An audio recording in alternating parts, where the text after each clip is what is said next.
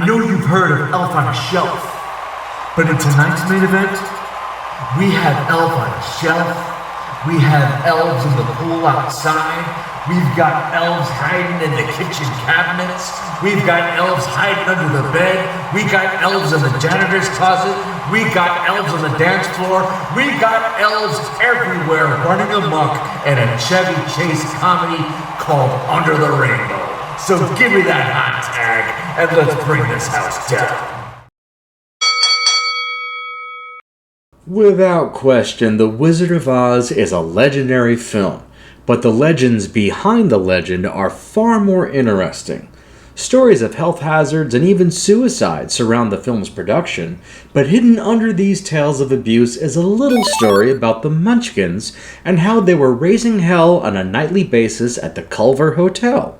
Allegedly, the parties got so bad that police were needed on every floor, while other members of the Oz cast had voiced their grievances about repulsive behavior on and off set. The stories eventually inspired a comedy called Under the Rainbow, starring Chevy Chase, Carrie Fisher, and every single little person who appeared in any movie throughout the 1980s, including the psychic from Poltergeist. It sounded like a perfect fit for my library, but there was only one copy available on Amazon, leaving me with a small window of opportunity to acquire it. After I blew the dust off the case and popped in the disc, more bad omens would be revealed.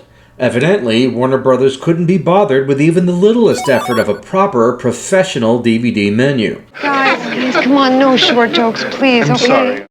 Sorry, Princess, you're fighting the wrong rebellion here, because Under the Rainbow is stacked tall with enough of those jokes to obscure the 4 stories happening throughout the film.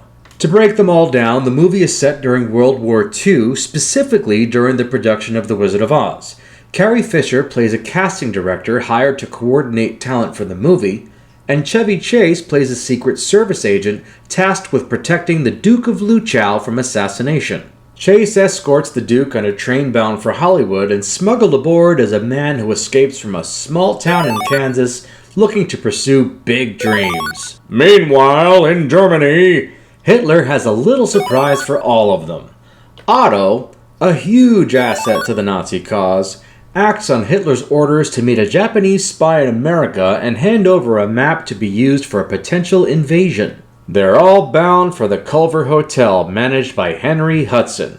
Played by Alan Arkin's son, Adam, Hudson would surely have preferred to swim in the Arctic over a weekend in this hotel because the Hudson character carries on the Arkin family tradition of biting off more than one could chew.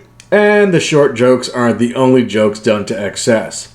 You remember that time I told you about the Japanese spy? Well, if you don't, this movie will gladly remind you with a barrage of gags associated with Asian stereotypes. The slapstick kicks in shortly after, and my eyes opened huge when I saw some of these performers doing their own stunts. I suppose this movie is one reason why you don't see Orion's logo showing up in opening credits anymore, but it made me wonder, is this the story that inspired Gremlins? Give it a little thought, because it shares some big parallels with this mid-card attraction, and I wonder if Steven Spielberg's classic was influenced by the Munchkin legends.